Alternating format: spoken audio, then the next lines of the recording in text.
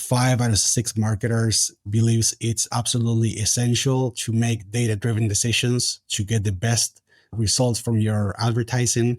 Only 1 in 6 actually trusts the data that you use to make decisions. And at the end of the day, so much of what we do is doing things well, but so much of the impact we cause is by choosing the right things. But 61% of conversions are shared by more than one platform.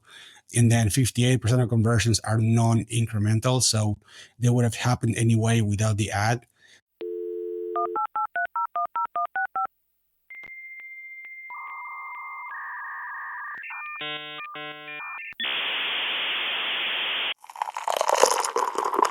That's good. And welcome to a new episode of Digital Coffee Marketing Brew. And I'm your host, Brett Deister. If you please subscribe to this podcast on all your favorite podcasting apps, leave a 5-star review. It really does help with the rankings. And let me know how I am doing. But this week, I have Zeke with me, and he is a serial entrepreneur, the founder of Data Speaks, an AI-powered analytics platform that helps companies identify what drives their sales and invest in the right marketing strategies. And he has a background in economics and data science. Zeke has spent the last 20 years developing AI, machine learning, and data analytics solution, embedding hundreds of companies to make data-driven decisions and accelerate growth. So welcome to the show, Zeke. Thank you, Brad. Thank you for having me. All right. The first question is all my guests is, are you a coffee or tea drinker? I'm both. I have coffee in the morning, and then usually tea before going to bed. But I would say that I drink coffee way more than I drink tea. Do you have like a specific favorite of coffee, or is it just whatever you can get your hands on? I love Italian coffee, espresso roasts. I like usually medium roast, South American coffee brewed in Italy, if it makes sense. So there's a couple of brands, Lavazza, that I really like. It's smooth and just strong, but not too strong. Yeah, so you specifically like espresso, because when I hear Italian coffee, it's basically always espresso. Yeah, it's. I was born and raised in Argentina. We have a lot of Italian influence, and it's just stronger. So if you go to Starbucks or any kind of coffee shop, it's usually feels like watered down to anybody who's from either Italy or Argentina. So I like my coffee a little stronger. So you're more like the double shot, or like when it goes into it's more of a double shot than a single shot. Because I think Starbucks does a single shot, and you usually like the double shot. Or more, I would say. Yeah, a little darker roast than most people have it. Fair enough. But I gave a brief summary of your expertise. Can you give our listeners a little bit more about what you do? Sure. So I historically, I would say I'm a serial entrepreneur. I've had many businesses in the tech space. Right now, I'm the CEO and founder of Data Speaks. You kind of touched on that, but we help marketing teams understand what channels and campaigns drive their sales so they can invest in the right marketing strategies.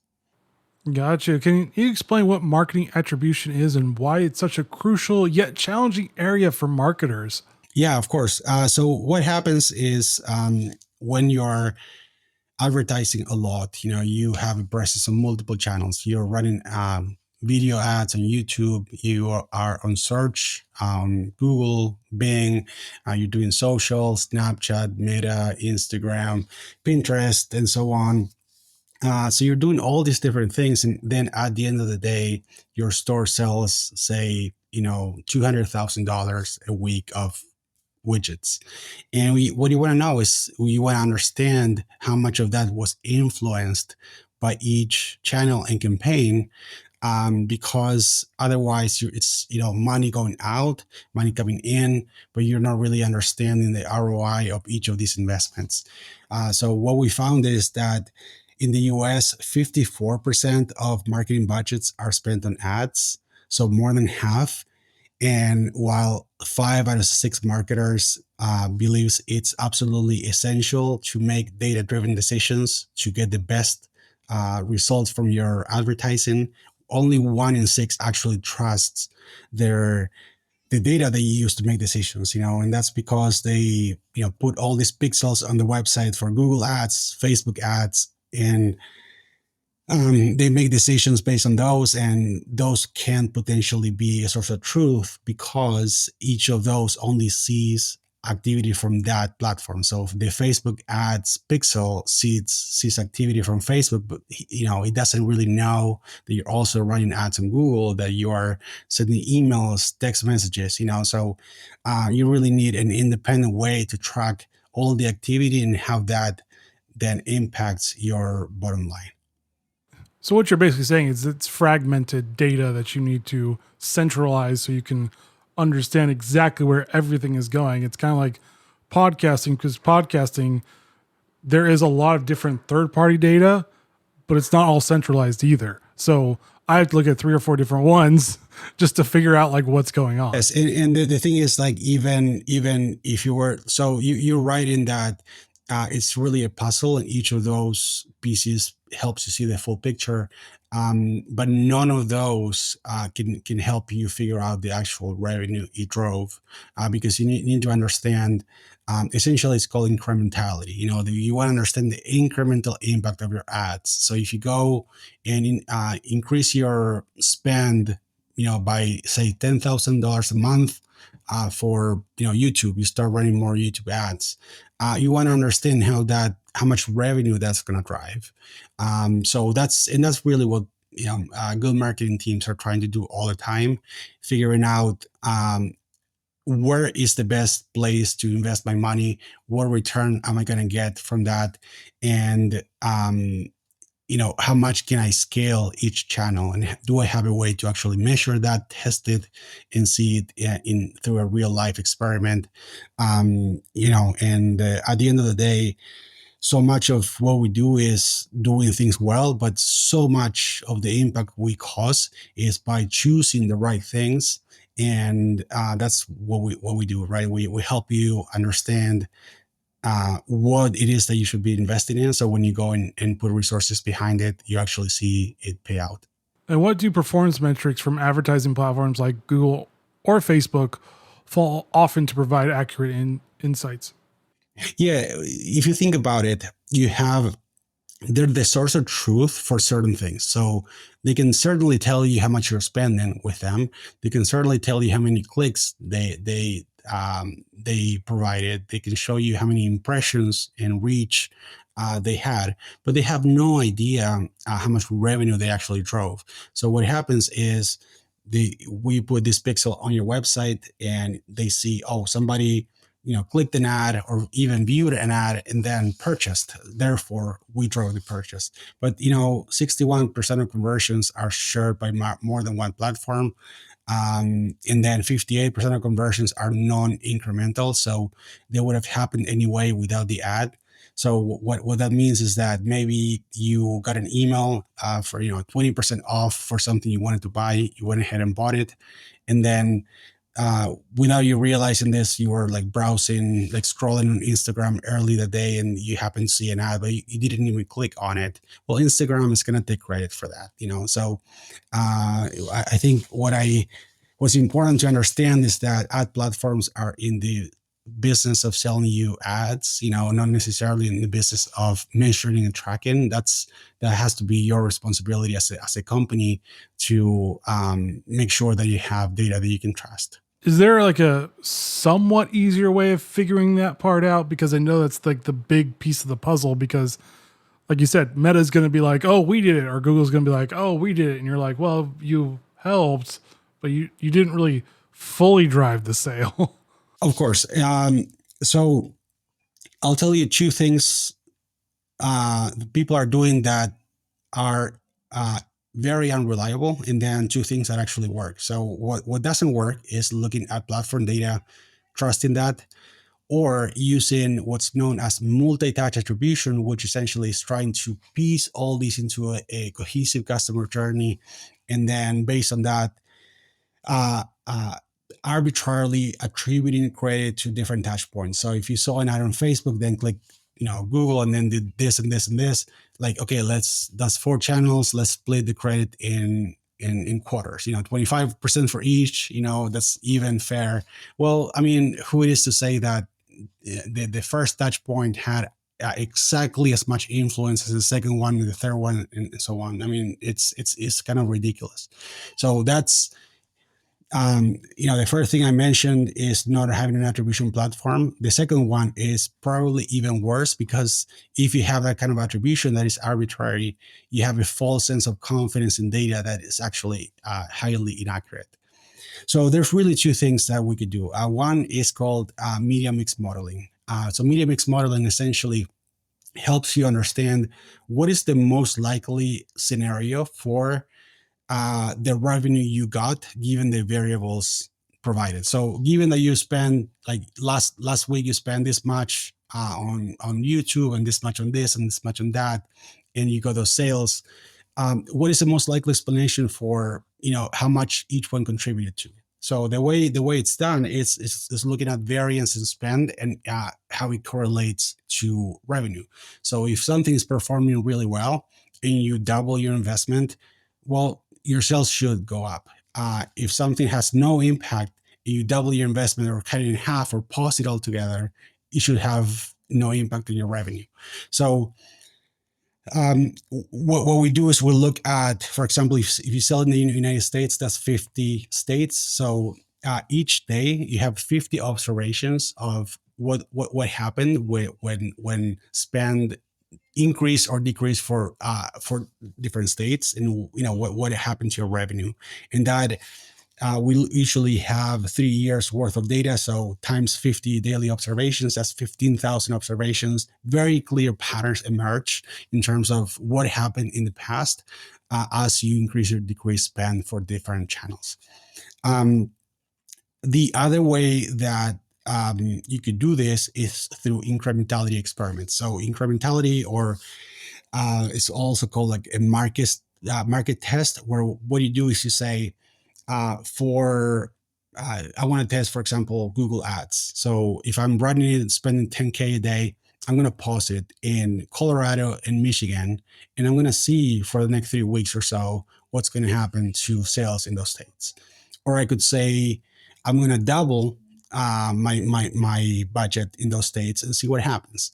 So when you do that, essentially you're creating the ideal environment for an experiment, because you're saying, all other things are equal. Everybody is getting, my emails, my text messages, my social media. The only difference is that some states are either not seeing my ad or, seeing my ad more often. And so one way, the first way, media mix modeling doesn't require that you do those experiments, but when you do both combined, that's extremely powerful, because with media mix modeling, you get very, very close to the reality in the world. Then you run experiments, use those experiments to calibrate your model so it keeps getting more and more accurate. So it is not easy, right? And we work with companies that are spending 250,000 or more on ads per month, some, several million. So that's a highly sophisticated approach to a really big problem.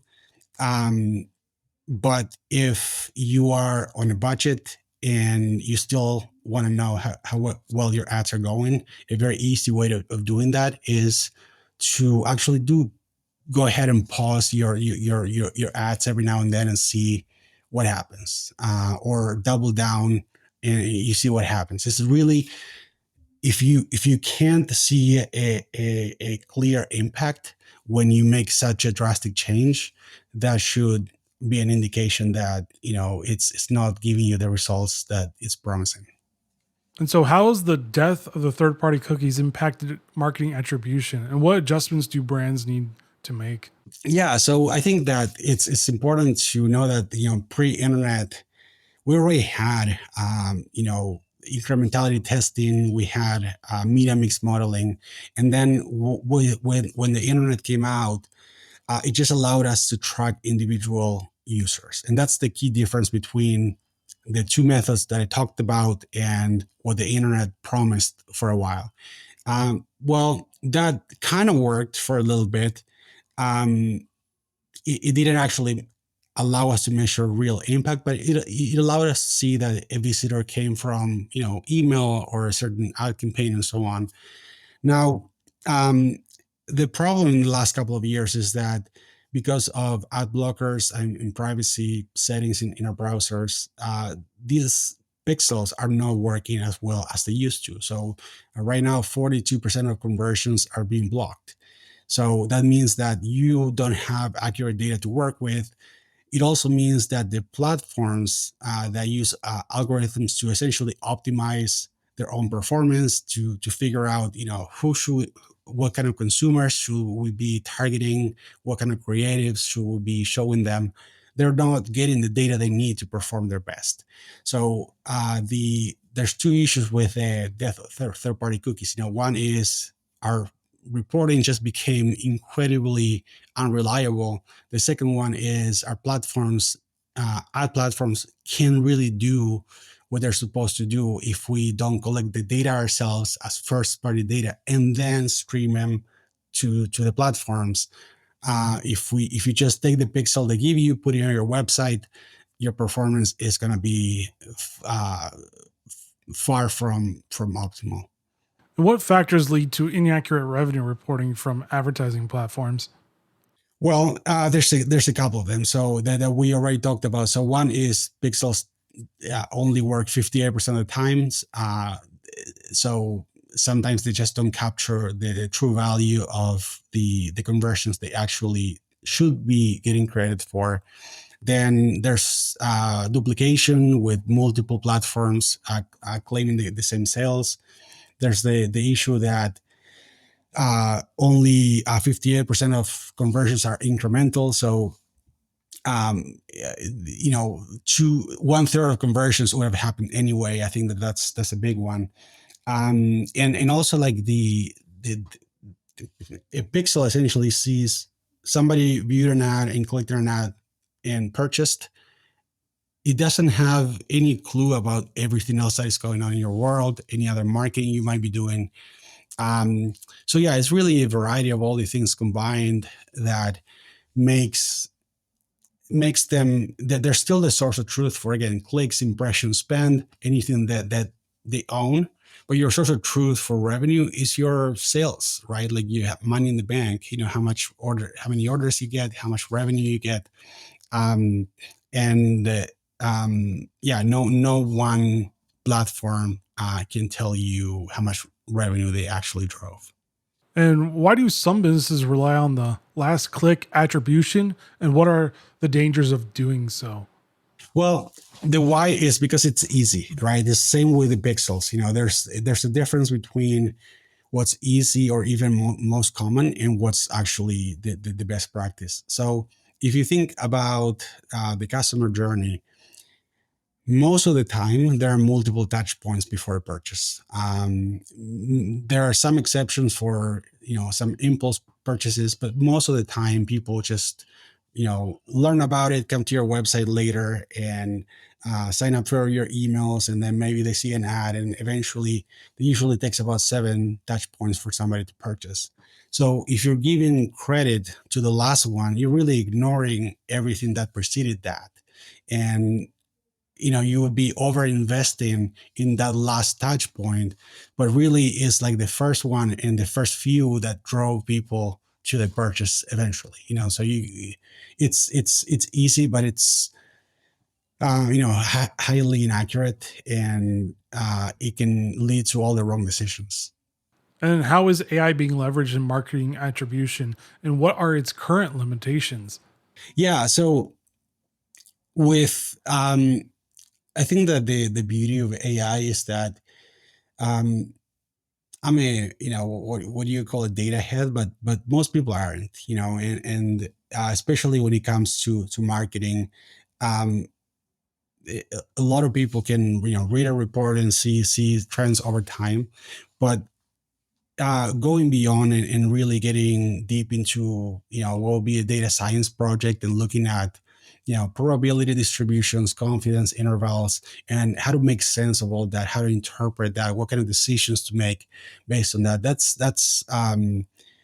It just takes a little bit of training to do that. And I think that that's what the beauty of with AI. Not only does it have access to all your data across all channels, can see the whole picture, and can provide instant answers, but it could iterate with you, and walk you step by step, and maybe offer suggestions that you wouldn't have thought about otherwise. So, for example, you could ask about your conversion rate. Why did it drop last week? And maybe just tell you it dropped from 4% to 3%. But it notices that most of that drop happened on mobile devices for a specific landing page, right? So you can say that and then offer to break it down by landing page or device. So it's essentially giving you the ability to be a highly trained data analyst, even if you don't have that background.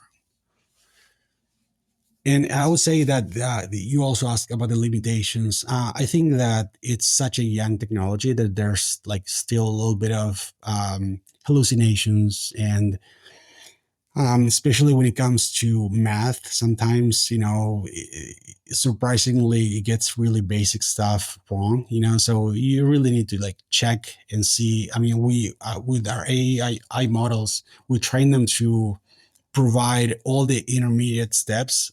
So if there's something off in the reasoning, you can catch it because you're following along rather than just getting the final answer. So I think it's really important to know that, and also to know that nobody could just give you the right strategy. Like you still have to, you can rely on this to get answers, but at the end of the day, only you know what's best for your business, what's going to work for you. So just take everything AI gives you with a grain of salt, challenge it. But yeah, I am very excited about everything that AI is allowing us to do. And how can businesses identify which marketing investments are effective and which ones are draining the budget unnecessarily? Because we're always trying to save money. Yeah. So again, if you have the budget for a proper attribution and testing platform, um, definitely that's the answer, right? Now, if you I don't really investing a lot in ads, and need a more, I guess, like homemade way of doing it, like a low budget, then you can for sure do a holdout test where you just pause the channel or double down and just see how well it does. It's not going to be as accurate, but it's certainly going to be much more informative than what the platforms are reporting. Gotcha. And how do you see the role of marketing attributions evolving in the next few years? I think what's happening already is that marketers are becoming more and more savvy about the limitations of the pixels that they've been using. They understand that um, they really need an independent way of measuring success rather than just taking what the platforms are reporting as face value. And I think that that's essentially going to help us just waste less and make more. And a side effect of that is, we won't have to bother people with ads that are not relevant to them. So I think that what makes for good advertising for companies also makes for a good user experience for users on their phones or computers looking at information ads that are relevant to them.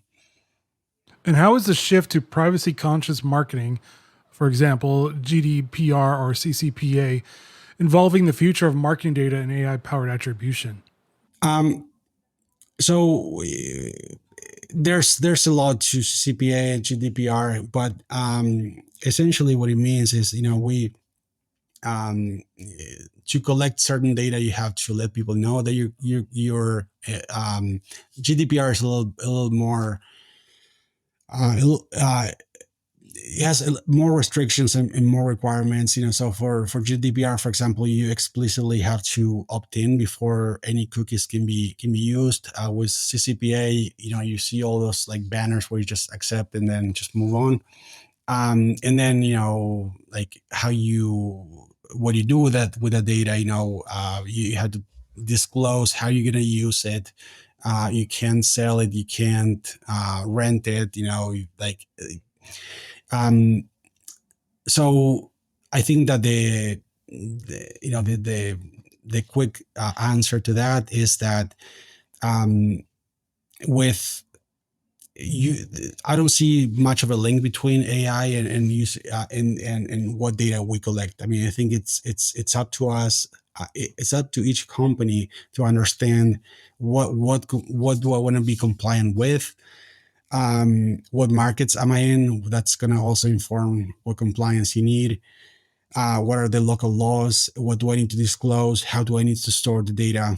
But I don't see AI really messing with that. Like I think those are kind of the two separate paths, and those are more geared towards like the way the data is collected and stored, not so much how it's processed and consumed.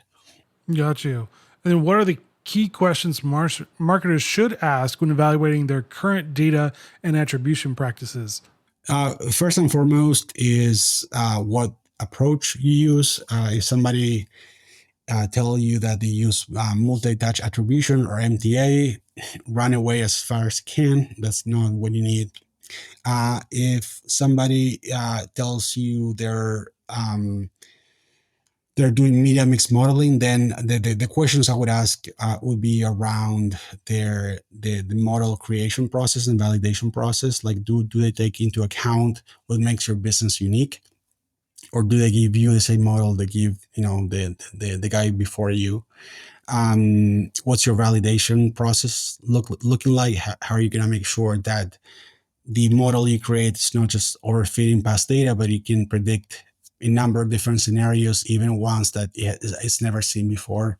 And anybody who's a real data scientist should be able to answer those questions. And yeah, then there's kind of the vibe check. Make sure that you like the people you're working with, and you see them as a long-term partner in your business. Got you. And then how can small businesses with limited budgets and resources still apply the concepts of accurate attribution without getting overwhelmed? Yeah, so I think it depends on what we mean by small budgets. So if we are talking about like you're spending less than $10,000 a month on ads, you don't really need any of this. If you're spending less than 50,000, maybe do one of these like holdout tests, like homemade tests that we talked about, where you just turn off a channel or double it down, and then see what happens. But if you're spending over 50,000 or more, yeah, like you need something a little more sophisticated than that. Got you. And then people listening to this episode, they're wondering, where can they find you online to learn more? You can learn more at dataspeaks.ai, or you can find me on LinkedIn. I'm sure we can put the link in the show notes. Yeah, feel free to reach out if you have any questions. All right. Any final thoughts for listeners? I'm going to go have some tea because I realized that I'm having too much coffee. So I'm going to balance that out. That's fair. That's fair. But thank you, Zeke, for joining Digital Coffee Marketing Brew and sharing your knowledge on AI and data. Thank you, Brett. And thank you for listening. As always, please subscribe to this podcast on all your favorite podcasting apps. Leave a 5-star review. It really does help with the rankings, and let me know how I am doing. And join me next week as we talk about what's going on in the PR and marketing industry. All right, guys, stay safe. Get to understanding your data and your marketing attributions and figuring out where you're actually getting all the sales. And see you next week. Later.